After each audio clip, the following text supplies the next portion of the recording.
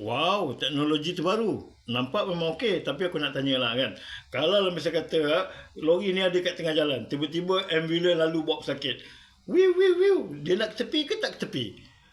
Lagi satu macam ni lah. Kalau anggota trafik, pegawai trafik tu tengah buat motor, escort raja kita kan.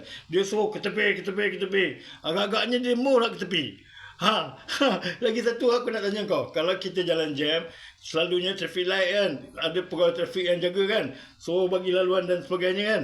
Kalau misal kata pegawai trafik suruh katakan berhenti, dia nak berhenti tak lori tu? Dia nak ikut pegawai trafik tu ke ataupun nak ikut lampu syarat? Yang tu kita tak tahu. Inilah masalahnya kalau naik taksi drivernya komputer. Macam mana trafik tu? Kat belakang itu VIP tu. Nak suruh ke tepi tak boleh lah. Ini komputer yang jagalah.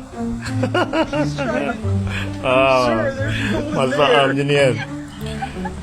Jadi kau rasa siapa yang paling power? VVIP kat belakang tu ke? Ataupun taksi yang Mamat ni sewa? Masalah ya.